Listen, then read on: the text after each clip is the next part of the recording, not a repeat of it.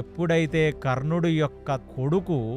భానుసేనుడు కర్ణుడు ముందు చనిపోయాడు, ఇక కర్ణుడు ఉగ్ర రూపం దాల్చి కొన్ని వందల బాణాలు ఆ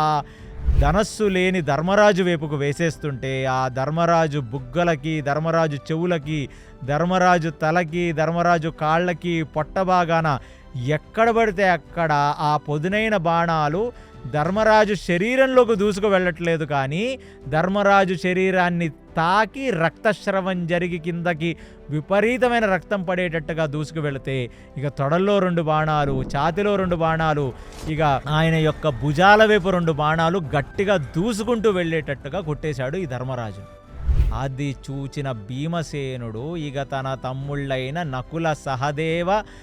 ధర్మరాజులు ఇక ముందు నిలవలేకపోతున్నారనే సంగతి గమనించి తన యొక్క ధనస్సును నిలిపి కొన్ని వందల బాణాలను ఆ శల్యుడి వైపుకి, కొన్ని వందల బాణాలను ఆ కర్ణుడి వైపుకి వేసేస్తూ కర్ణుడి యొక్క కవచాన్ని పడగొట్టేసి,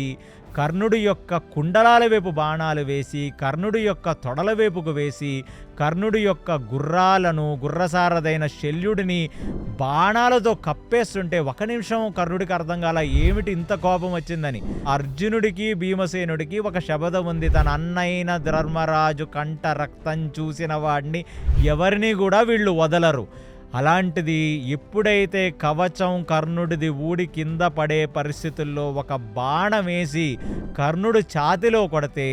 ఆ ఫోర్స్ని తట్టుకోలేని కర్ణుడు ఒక్కసారిగా ఎగిరి తన రథంలో పడిపోయి ఆ జర్కికి మూర్ఛపోయి కర్ణుడు ఆ రథంలో పడిపోయాడు.